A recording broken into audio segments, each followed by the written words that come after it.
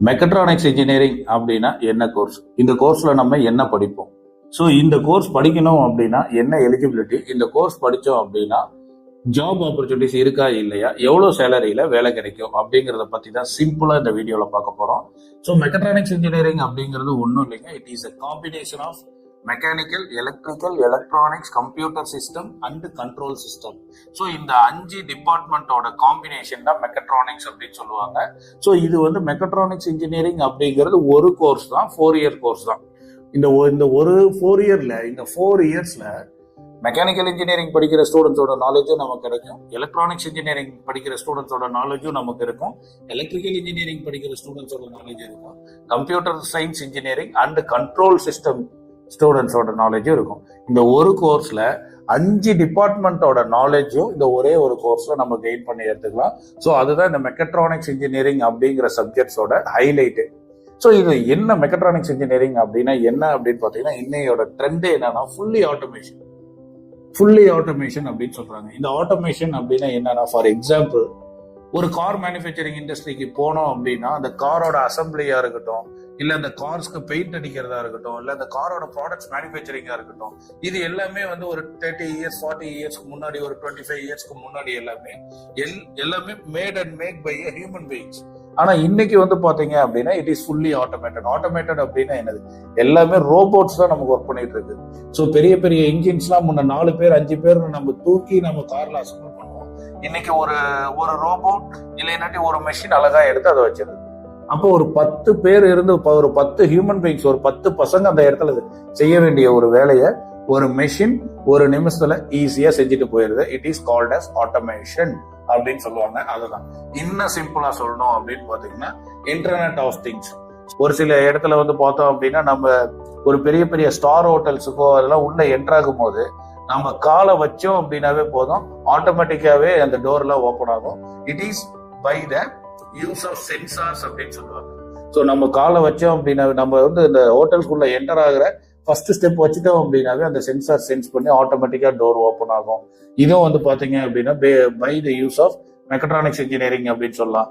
அப்புறம் இப்ப நிறைய ஆட்டோ பைலட் கார்ஸ் எல்லாம் வந்துட்டு இருக்கு, ஆட்டோ பார்க்கிங் வெஹிக்கிள்ஸ் எல்லாம் வந்துட்டு இருக்கு. இந்த ஆட்டோ பைலட் கார்ஸ் எல்லாம் என்னன்னா fully surrounded by the sensors தான். அந்த காரை சுத்தியும் சென்சார்ஸ் இருந்துகிட்டே இருக்கும். எவ்வளவு வேகத்துல கார் போயிட்டு இருக்கு, எவ்வளவு வேகத்துல வந்து கார் போகணும், அதுக்கப்புறம் எவ்வளவு தூரத்துல வந்து ஒரு ஆப்ஜெக்டோ இல்ல ஸ்பீட் பிரேக்கரோ இல்ல வேற வெஹிக்கிள்ஸோ போயிட்டு இருக்கு.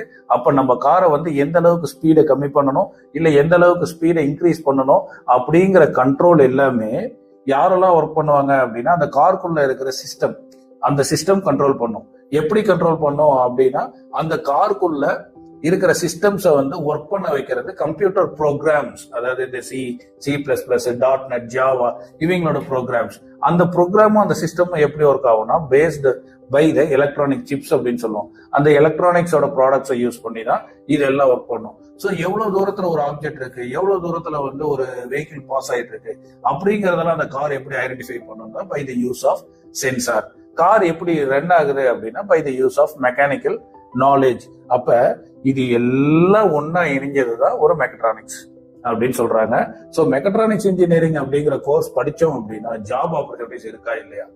So today's world is the automated world அப்படின்னு சொல்றோம். இன்னும் ஒரு 10 இயர்ஸ்க்கு அப்புறம் போனோம் அப்படின்னா நம்ம எந்த இடத்துலயும் நாம ஒர்க் பண்ணோம், நாம நின்றுதான் அந்த ப்ராடக்டோ இல்ல அந்த மெஷினையோ இல்லைன்னா அந்த ப்ராசஸையோ பண்ணணும் அப்படிங்கிறதுல everything is controlled by automation and controlled by the systems. அப்ப இன்னும் ஒரு 10 இயர்ஸ்ல எல்லாத்தையுமே சிஸ்டம் ஆட்டோமேட்டிக்காவே கண்ட்ரோல் பண்ண போகுது அப்படின்னா மெக்கட்ரானிக்ஸ் இன்ஜினியரிங் படிக்கிற ஸ்டூடெண்ட்ஸுக்கு 200 to 300% வந்து ஜாப் ஆப்பர்ச்சுனிட்டிஸ் இருக்கு. ஸோ இவ்வளோ இம்பார்ட்டன்டான ஃபீல்டு, இவ்வளோ ஜாப் ஆப்பர்ச்சுனிட்டிஸ் இதுக்கு சேலரி பேக்கேஜஸ்லாம் எப்படி கிடைக்கும்னா, நான் எப்பயும் எல்லா வீடியோஸ்லையும் சொல்றது ஒரே ஒரு விஷயம் தான், my dear students, don't study engineering, learn engineering. அதாவது இன்ஜினியரிங் அப்படிங்கிற சப்ஜெக்டை படிக்காதீங்க, இன்ஜினியரிங் அப்படிங்கிற சப்ஜெக்டை கத்துக்குங்க. அப்படி கத்துக்கிட்டீங்க அப்படின்னா இந்த மெக்கட்ரானிக்ஸ் ஃபீல்டை கத்துக்கிட்ட ஸ்டூடெண்ட்ஸுக்கு மினிமம் ஒரு 50,000 per month as a starting salary for freshers.